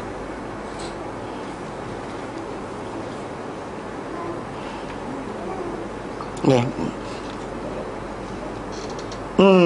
Dia di dasar Muslim. Lafaz tadi kata Abu Daud kan? Lafaz Abu Daud lain sikit, tak sama. Abu Daud ni lafaz tadi agak okey. Mufdiyan mursal mula wa misan min ghairi ha'il ila rimalihi. Yalah, okey. Maksud dia macam ni, maksud Umar ketika duduk kat katil tu, kan saya kata tadi dia anyam kan? Katil tu dia anyam. Lalu dia duduk kat katil tu dalam keadaan katil tu terus dia directly lah, tanpa sebarang lapik. Mungkin musim panas Allah Ta'ala, tapi memang kita kata bila duduk macam tu, kalau kita baring berbekas badan. Kalau tengah hari kan, kat Sudan tu kita panas, tidur rumah panas tapi duduk kat luar matahari terik, tapi angin dia kuat, kita tak rasa panas sangat. So kadang budak-budak tidur kat luar. Tapi bila kita tidur tadi, jangan pakai tilam lah. Pakai tilam memang basah lah tilam tu. Jadi cara dia tidur di atas tali tu je. So kalau tali tu tidur lama sangat duduk macam tu, bekaslah badan. Kalau duduk kat muka, belang muka. Itu budak-budak lawak lah bila tengok ni badan macam tu. Kau macam apa? Macam cerita Dewata Raya. Badan macam belang-belang. Budak-budak kan suka baca komik tu kan, berbelang-belang badan, bangun tidur. Kan dia tidur lepas zuhur tu kadang-kadang kan tidur macam tu. Jadi badan dia, jadi maksud dia kata Umar sedang duduk di atas sarir, dia kata katil dia, mufdiyan ila rimalihi, dia lepas direct kepada apa? Kepada tali-tali, anyaman-anyaman katil berkenaan. Faqala hina dakhaltu alaihi. Dia kata, lalu dia berkata ketika aku masuk temui dia, mali, apa hal aku ni? Apa hal? Dia kata, inni qad daffa ahla bait ahla abyatin min qaumika. Sungguhnya aku telah datang orang-orang daripada rumah-rumah di kaum kau. Dia panggil pada Malik bin Aus ni. Okey. Wa qad amartu fihim bi syai'. Dan aku pun telah arahkan untuk mereka ni, untuk diberikan sebagian harta pada mereka, bi syai' dengan sesuatu, faqsim fihim. Maka agih kepada mereka. Qultu, berkatalah Malik bin Aus, dia kata apa? Lau amarta ghairi bidzalika. Kalau boleh kau suruh orang lain lah buat kerja ni. Nak agih-agihkan tadi tak nak. So dia kata kau pergi suruh orang lain. Tapi Umar dah lantik dia jadi gubernur, dia kena buatlah kerja tadi. So faqala khudhu. Umar kata ambil. Faja'u Yarfa. Dan datanglah pada dia Yarfa. Faqala, berkata Yarfa, ya Amirul Mukminin, hal laka fi Uthman bin Affan wa Abdurrahman bin Auf wa Zubair bin Awwam wa Sa'id bin Waqqas. Engkau ada tak sesuatu pada Uthman bin Affan pun nak bagi juga ke, ataupun Abdurrahman bin Auf atau Zubair bin Awam atau Sa'id bin Waqqas? Faqala na'am. Umar kata ada. Fa'adzin lahum. Mana boleh tak ada orang masuk jumpa kau? Boleh. Dia izinkan orang tu nak masuk jumpa dia. Okey, orang tu kata, orang tu datang jumpa dia, boleh tak tukang jaga pintu tu kata, wahai Umar, ni ada orang nak masuk ni, Uthman bin Affan, Abdurrahman bin Auf, Zubair bin Awam dan Sa'id bin Waqqas nak jumpa kau. Boleh tak bagi masuk? Faqala na'am. Dia kata boleh. Fa'adzin lahum, lalu Umar izinkan mereka. Fadakhalu, mereka pun masuk. Thumma ja'ahu Yarfa, lalu berkata pula penjaga pintu tu lagi, sekali lagi dia kata apa? Ya Amirul Mukminin, wahai mukminin, hal laka fil Abbas wa Ali. Engkau boleh tak nak jumpa Abbas dengan Ali, nak masuk jumpa? Lalu faqala na'am, dia kata boleh. Fa'adzin lahum, lalu dia izinkan semua masuk. Dan tadi 4 orang, ni masuk lagi 2 orang. Faqala Abbas, berkata Abbas, ya Amirul Mukminin, wahai Amirul Mukminin, iqdi baini wa baina hadha, yakni Ali, putuskanlah hukuman di antara aku dengan dia ni Ali ni. Dia kata, faqala ba'duhum ajal ya Amirul Mukminin iqdi bainahuma wa arihhuma. Dia kata, dan orang ramai pun yang ada kat situ pun kata, wahai Umar, betul lah, hukumlah di antara mereka kedua, dan juga tenangkanlah mereka berdua, bagi mereka berhenti apa pun perasaan mereka ada.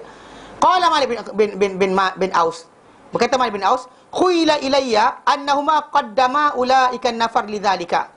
Dan dikhayalkan kepadaku ketika tu oleh Malik bin Aus kata, dikedepankan 4 orang tadi, Uthman bin Affan, Abdurrahman bin Auf, Zubair bin Awam dengan Sa'id bin Waqqas, suruh masuk awal, lepas tu masuk 2 orang ni, untuk diorang kedepankan orang ni masuk dulu, supaya apa? Supaya bila 2 orang datang jumpa Umar, minta supaya diputuskan, maka orang ramai pun kata putuskan, lalu Umar pun kata okeylah.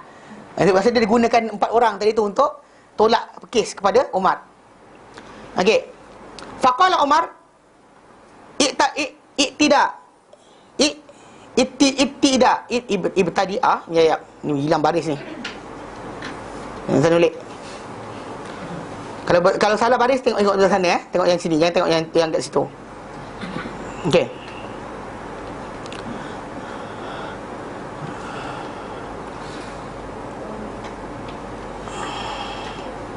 Okey, dia kata tadi dia kata pada khulana yarfa'u faqala al-mu'minun fil ambah dakhul. Okey, dia kata ikdi bainuma yakni ali faqala ba'dhum ajal ya amirul mu'minin. Okey, dia kata okey.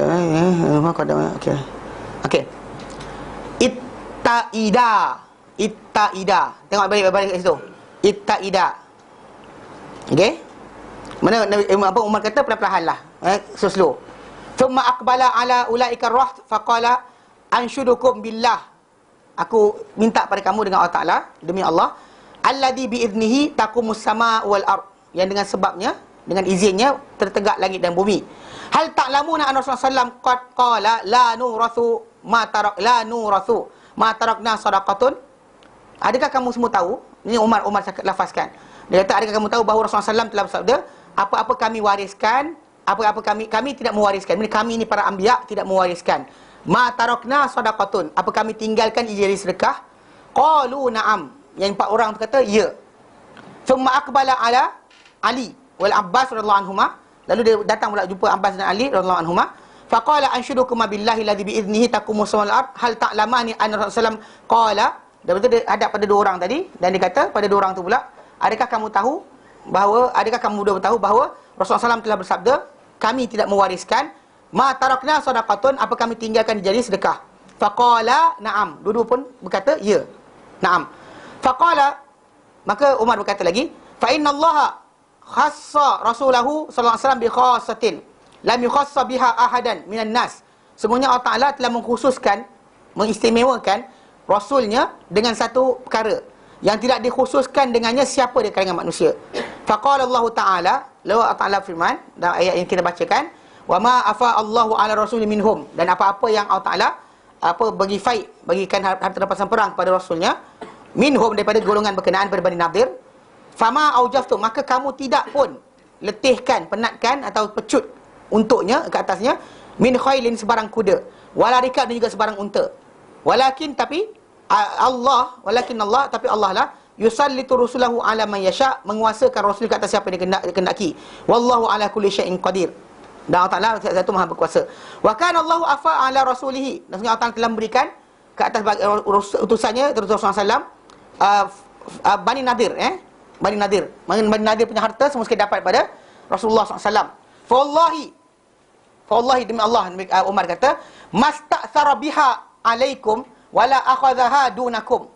Fakana Rasulullah SAW ya'khudhu minha nafaqata sanatin aw nafaqatahu wa nafaqata ahlihi sanatan wa yaj'alu ma baqiya uswatal mal thumma aqbala ala ulaika raht. Okey, dia kata fa wallahi demi Allah, dia kata masta'thara biha alaikum, dia tak dilebihkan dengannya ke atas kamu. Dia cerita masa dia ketika tu Ali dan juga Abbas masuk untuk minta sebahagian harta berkenaan. Okey, tapi bila dah 4 orang yang dah awal tadi, Uthman, siapa lagi? Amr bin Auf, kan? Sa'id Waqqas, Zubair bin Awwam, Zubairan. Dengan Sa'id Waqqas. 4 orang ni dimasukkan ke depan supaya 2 orang ni datang minta pengadilan supaya nak adil. Pasal kes dia sebenarnya, sebelum ni Abu Bakar dah sekat. Dia mula dengan kisah Abu Bakar. Abu Bakar tak benarkan untuk mereka ambil harta berkenaan. Pasal Nabi SAW menyatakan, inna ma'syaral anbiya la nuris. Kami para anbiya ni kami tak mewariskan. La nuras, kami tak mewariskan. Fama tarakna, apa kami tinggalkan, fahiya sadaqah, maka jadi sedekah. Dia timbul tajuk masalah ni besar. Pasal kes ni yang dimainkan oleh Syiah. Dia kata bahawa Abu Bakar menyekat harta warisan ahli bait. Ni cerita dia. Jadi dalam kisah ni, Abu Daud juga Muslim pun ada. Dalam kisah tadi, sebenarnya kisah ni yang panjang ni untuk tajuk ayat tadi. Itu berkenaan dengan yang kisah awal tu kan, berkenaan surah ambil harta dan sebagainya, kawan tak nak Malik Aus bin Malik tadi, Malik bin Aus tadi, itu tajuk lain. Tajuk yang sebenarnya yang kat sini adalah masalah apa yang diminta dituntut oleh Abbas bin Abi Talib juga Ali bin Abi Talib. Abbas bin Abi Talib dan juga Ali bin Abi Talib berkenaan harta berkenaan. Lalu dengan sebab itu dia minta supaya diputuskan. Pasal hari tu Abu Bakar tak bagi. Sekarang ni dia datang jumpa Umar untuk minta Umar selesaikan. Jadi bila Umar bin Khattab diminta, maka Umar mula-mula dengan apa? Dia kata demi Allah, dia kata aku tanya kamu dengan nama Allah yang dengan sebabnya tertegak langit dan bumi. Yang tertegak langit dan bumi, adakah kamu dengar Rasulullah sabda macam ni? 4 orang kata apa? Naam. Lepas tu bila ditanya dengan Ali dan juga Abbas, aku tanya kamu dengan nama Allah yang tertegak dengannya langit dan bumi, adakah kamu dengar Rasulullah kata sabda macam ni? Dia orang kata, "Naam." Lepas tu dia kata Allah Ta'ala tak pernah lebihkan Rasulullah SAW dengan sesuatu yang macam daripada orang lain. Macam mana Allah Ta'ala lebihkan Rasulullah dengan harta rampasan perang ni, yang macam ni, bentuk dia yang tanpa pertempuran menang. Maka semua tu hak Rasulullah nak letak kat mana dia nak. Tak kira mana-mana dia letak, semua tu betul. Jadi bila dia cakap macam tu, dia sebut macam tu, lepas dia kata wallahi masta'thara biha alaikum wala akhadhaha dunakum. Mana Rasulullah SAW tak pernah lebihkan dengannya ke atas kamu dan tidak juga diambil daripadanya selain kamu. Mana tak pernah diberikan ni, tak pernah kepada lain. Fakar Rasulullah SAW ya'khudhu minha, diambil daripada harta berkenaan nafaqata sanatin, nafkah untuk apa? Hidup setahun dia. Aw nafaqatahu, ataupun nafkah dia, wa nafaqata ahli, dan juga nafkah keluarga dia, sanatan, untuk tempoh setahun. Wa yaj'alu ma baqiya, dan dijadikan lain-lain tadi uswatal mal, untuk harta sebagai tauladan, mana supaya digunakan kepada jihad fisabilillah. Kemudian Umar berpaling balik pada thumma aqbala ala ulaika rahd. Kemudian Umar berpaling pula kepada kumpulan yang 4 orang tadi. Faqala anshudukum billahi alladhi bi'idnihi taqumus sama' wal ard. Aku minta pada kamu, aku tanya kamu, dengan nama Allah, dengan nama Allah yang dengannya, dengan izinnya tertegak langit dan juga bumi. Hal ta'lamuna dzalika, kamu tahu tak perkara berkenaan? Ketika Nabi hidup, Nabi dah buat dah. Cara pengagihan tadi Nabi tak pernah bagi pada orang lain untuk dilebihkan, tak. Dia ambil nafkah benda lain, dia bagi terus kepada untuk senjata dan kenderaan jihad fisabilillah. Lalu tiap kali Nabi buat macam, Nabi tak ambil lebih. Dia ambil setahun punya, kemudian tinggalkan yang lain. Jadi lepas tu dia kata, kamu tahu tak benda berkenaan? Kamu tahu tak benda ni? Jadi hal ta'lamuna dzalika qalu na'am. Mereka berkata, ya. Thumma qala, kemudian berkata pula, dia pula menghadap pula pada 2 orang. Tadi 4 orang kan? Dia menghadap pula pada 2 orang tadi. Dia kata, thumma aqbala ala Abbas, kemudian dia berpaling pada Abbas wa Ali, dan juga Ali. Faqala, lalu dia kata pula, ansyudukuma billah, aku tanya kamu dengan nama Allah allazi biiznihi taqumus sama wal ard, yang dengannya tertegaknya langit dan juga bumi. Hal ta'lamani zalika, kamu tahu tak perkara berkenaan berlaku? Macam cara Nabi dia ambil harta dia setahun, kemudian ditinggalkan yang lain. Dia tak ada pula agih-agihkan pada orang lain. Dia kata, qala, mereka berkata, na'am, ya. Dia kata, falamma tufiya Rasulullah SAW qala Abu Bakrin, bila mati saja, wafat saja Rasulullah SAW, okay? Qala Abu Bakrin, berkata Abu Bakrin, ana waliyu Rasulillah, akulah pengganti Rasulullah SAW. Okay? Fajita anta wa hadha ila Abi Bakrin, lalu datang kau, ditunjuk pada Abbas bin Talib, dan dia ni, itu Ali, ila Abi Bakrin, kepada Bakar, tatlubu anta mirasaka, engkau minta warisan kau, min ibni akhik, daripada anak saudara kau, itu Rasulullah SAW. Wa yatlubu hadha mirasa imraatihi, dan dia ni pula minta harta warisan isteri dia, min abiha, daripada bapak lah, bapak dia. Okey.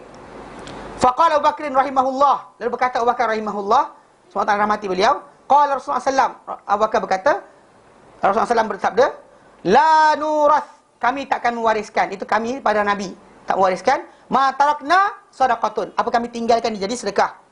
Wallahu ya'lamu innahu lasadiqun barun rasyidun tabi'un lil haqq. Demi Allah, dia kata, ini Umar kata, wallahu ya'lamu, mengetahui, innahu, sebenarnya dia ni Abu Bakar ni, lasadiqun, adalah benar, adalah seorang yang benar, barun, buat kebaikan, rasyidun, bijak, tahu, dan juga tabi'un lil haqq, mengikut pada kebenaran. Fawaliyaha Abu Bakrin, lalu Abu Bakar pun jaga harta berkenaan. Falamma, dia buat macam Rasulullah buat telah, mana dia agihkan macam tu je. Dia tak ada buat benda berkenaan macam yang dia agih-agih kepada keluarga Rasulullah SAW dan sebagainya. Falamma tufiya Abu Bakrin, dan bila mati saja Abu Bakar, qultu ana wali Rasulillah, akulah jadi pengganti Rasulullah SAW, wa wali Abu Bakrin, dan juga pengganti pada Abu Bakar.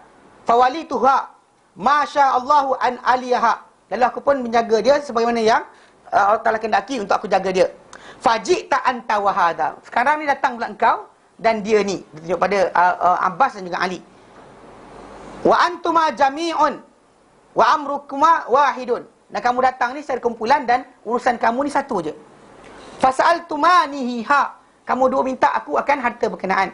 Fakultu, dia Abu Bakar kata, Umar kata, fakultu, jadi aku nak cakap, dia kata, in syi'tuma, kalau kamu dua nak, an adfa'aha ilaikuma ala anna alaikuma ahdallah an taliyaha billadhi kana Rasulullah SAW, kalau kamu nak, in syi'tuma, kamu nak, an adfa'aha ilaikum, untuk aku bagi benda harta ni pada kamu, tapi dengan syarat, ala anna alaikuma ahdallah, ke atas kamu janji di atas nama Allah Ta'ala, antaliha, bahawa kau akan mengurusnya.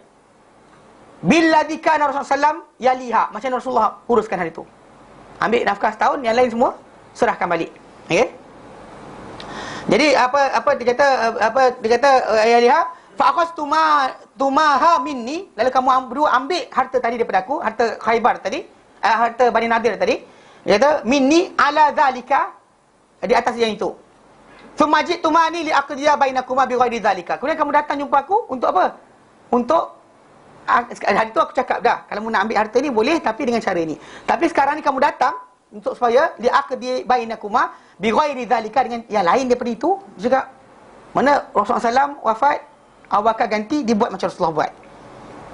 Kemudian lain-lain tu semua diserah. Kemudian bila datang hari tu, waktu aku cakap pada kamu dua, kamu nak ambil daripada aku boleh bagi, tapi dengan syarat kamu akan urus macam Rasulullah uruskan. Tapi sekarang ni kamu datang nak minta supaya aku bagi harta tadi dengan selain janji berkenaan. Dia kata, ni kata Umar, dia kata bi ghairi zalika, wallahi, demi Allah, dia kata la aqdi bainakuma bi ghairi zalika, aku takkan tunaikan untuk kamu berdua selain daripada apa yang itu. Kalau kamu nak harta tadi, kamu buat macam Rasulullah buat. Macam Rasulullah buat. Mana ambil benda berkenaan, uruskan macam tu juga. Tak boleh urus cara lain. Tak boleh agih-agihkan pecah-pecah tanah, pecah lot, tak boleh. Tak boleh pecah lot, maksudnya tak boleh pecah lot dan sebagainya. Okey. Hatta taqum as-saah, sehingga berlaku kiamat, dia kata. Fa in ajaztuma anha faruddaha ilayya. Kalau kamu berdua tak mampu untuk berkenaan, maka pulang balik pada aku. Kalau kamu tak boleh buat, tak boleh uruskan macam tu, pulang balik pada aku, dia kata. Ilayya. Qala Abu Daud, berkata Abu Daud, innama sa'alahu an yakuna yusayyaruhu bainahuma nisfain. Maksudnya mereka datang jumpa Umar tu ketika untuk jadikan tanah tadi bagi dua bahagian. Mana Ali dapat satu, Abbas dapat satu bahagian kat situ. Ya. Nisfain. La annahuma jahila anna Nabi sallallahu alaihi wasallam qala la nuras. Bukan maksud dia mereka ketika itu tak tahu Rasulullah kata kami tak mewariskan harta. Tapi mereka sekali ketika itu nak minta, apa tahu? Supaya benda tadi pecah dua. So urusan tadi tak jadi macam itulah. Maksudnya percentage dia ambil tu kan lain-lain. So Ali uruskan dia punya, Abbas uruskan dia punya. Tapi dengan cara tadilah. Cara tadi. Tapi dengan sebab itu kita kata dia bukan tak tahu bahawa Nabi telah bersabda, la nuras, kami tak mewariskan ma tarakna sadaqatun. Apa kami tinggalkan dia jadi sedekah. Dia tak tahu, bukan tak tahu benda tu.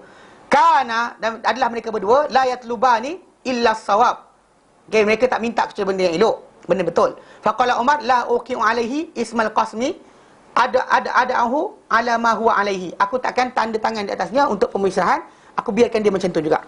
Mana harta tu macam tu satu, zaman Abu Bakar satu, zaman aku pun satu, kau yang pecahkan. Maksud dia tak benarkan untuk dipecahkan harta berkenaan.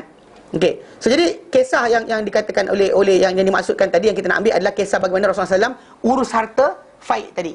Dia ambil bekalan harta dia untuk keluarga dia setahun, kemudian dia tinggalkan. Dan tahun depan kalau ada lagi lebih, dia akan ambil setahun, kemudian tinggalkan. Dia takkan ambil lebih dari itu.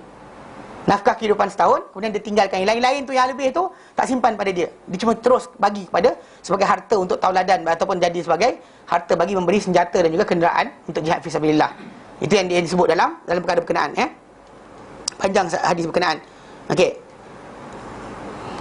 Jadi maksud dia yang itu yang dimaksudkan. Jadi aku ni ada apa dikatakan apa jadi dalam tajuk tu kalau tak mampu maka dia keluar. Dan faruddaha ila akhrajuhu. Kaifa in asma anha faruddaha ilayya. Okey. Akhrijuhu. Ini itu yang kita kata dalam lafaz berkenaan. So jadi apa yang dimaksudkan adalah cara baginda mengurus berkenaan dengan harta fai'u tadi. Nabi tak ambil semua sekali, walaupun dah dapat semua. Allah Ta'ala bagi khas, Nabi dapat. Falillah wali rasulihi, kan. Nabi nak agih macam mana, itu hak Nabi. Tapi namun kita Nabi SAW tidak buat macam mana yang kita bayangkan. Bahkan dia pegang berkenaan harta yang Tamar Bani Nadir ni yang kisah dimainkan oleh Syiah.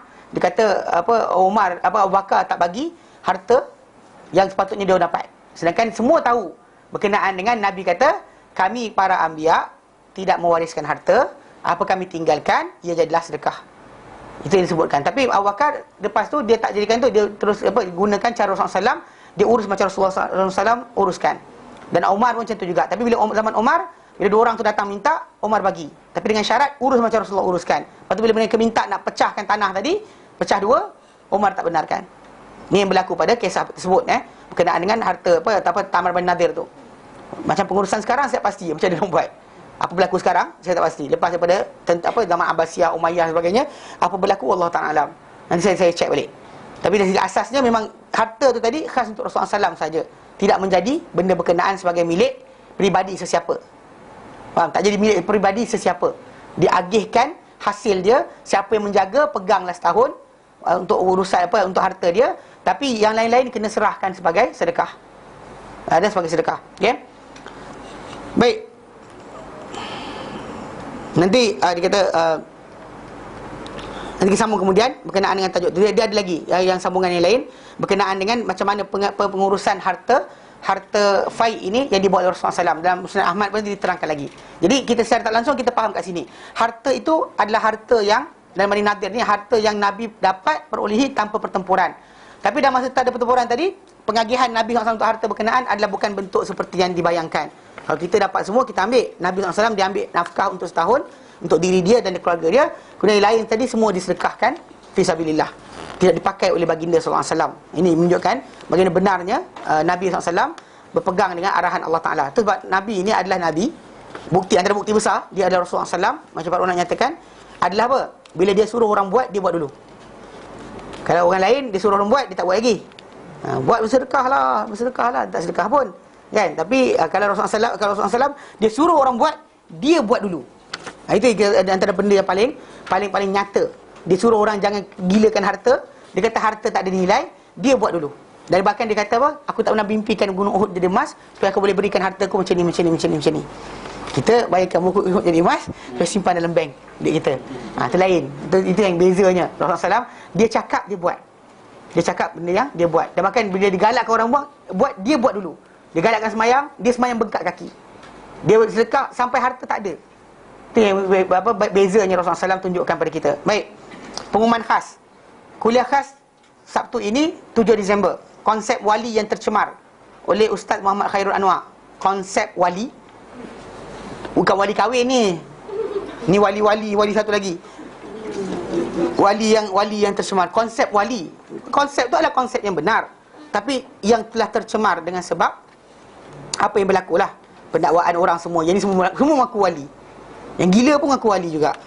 Yang tak betul pun mengaku wali juga. Curi harta orang pun mengaku wali juga. Bohong pun mengaku wali juga.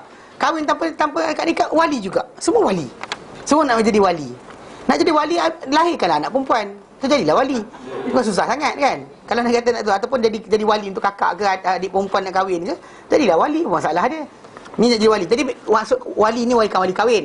Wali ni maksud dia wali yang wali-walilah kekasih-kasih Allah. Jadi yang konsep yang tercemar. Konsep yang benar dalam Islam telah dicemari dengan banyak-banyak benda. Jadi siapa-siapa yang ada ke lapangan 7 Disember hari Sabtu ni datang Ustaz Muhammad Khairul Anwar. Okey. Jadi pukul 10 11.30 selepas kelas tafsir Maudhu'i. 11.30 11.30 sampai pukul 1. Kalau bantai ustaz dari pukul 2 terpulang. Kata dengar dia baru ni ada ustaz dia. Dia sampai pukul 2, 2.30 nak bantai balik. Dia tak tahu. Itu masalah juga tu. Okey, tak apa. Anyway, nanti kita akan bincang kemudian sambungan ni. Jadi dalam tajuk awal ni hari ini kita ambil berkenaan fai'u saja. Apakah harta perang dan cara pengagihan yang Rasulullah SAW buat. Tidak seperti yang kita bayangkan. Kita kalau dapat kan semua benda milik kita, habis tak bagi ke orang dah. Ini Rasulullah SAW tak tunjuk macam tu. Baik, wallahu taala alam. Soalan? Ada Okey, wassallallahu ala sayyidina Muhammad wa sallam walhamdulillahi alamin. Assalamualaikum warahmatullahi wabarakatuh.